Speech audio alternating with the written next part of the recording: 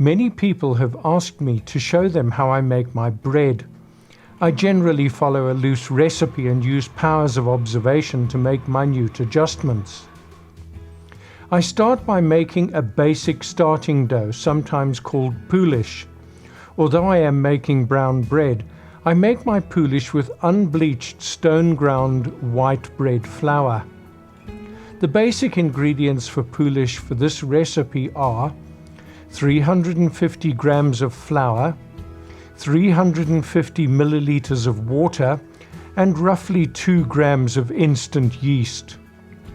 When measuring the ingredients, if you have a digital scale, it is more precise than an analog scale. And as 1 milliliter of water weighs 1 gram, measuring your water on the scale is easy. Remember in all instances to zero your scale with the empty bowl or jug in place before weighing your ingredients. I use our Kenwood Chef to mix the poolish, and for this I use the standard K-beater and mix it until it is smooth.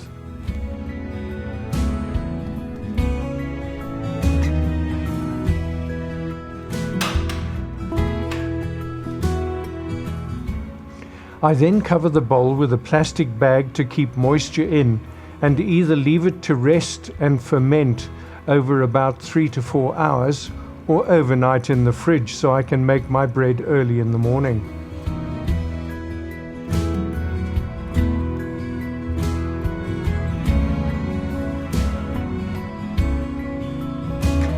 You will notice when you return to the bowl that the starter dough has risen and has bubbles on the surface. Those bubbles are caused by the yeast. I make enough dough for about 3 small loaves. For the bread mix, you need to add the following to the poolish. 1 kilogram of brown bread flour. If you can get stone ground flour, it works best, but I have used both stone ground and ordinary brown bread flour, and the results have been fine. 600 milliliters of water. Slightly warm tap water works best. 10 grams of instant yeast. A packet of yeast is 10 grams, so this makes life easy. You can just add the yeast to the water in the jug so it will mix in.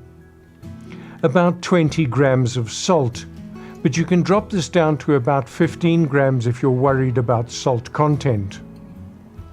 I place the dough hook on the mixer and add the flour onto the existing poolish and start the machine at the slowest speed. Start adding the water and you will see the mixture starting to form the bread dough. Once you have added all the water, run the machine for about 8 minutes. Then add the salt and run it for a further 8 minutes. The mixture will form a ball of dough around the dough hook. The sides of the bowl usually at this stage look clean.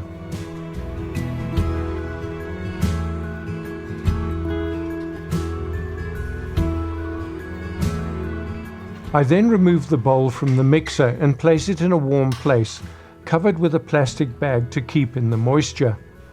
The dough will rise, and as it gets up to the edge of the bowl, I decant the dough into a large square plastic container. To prepare the container, I rub the sides and base with ordinary cooking oil, just so the dough doesn't stick. I leave the dough to settle in the bowl and allow it to rise once more.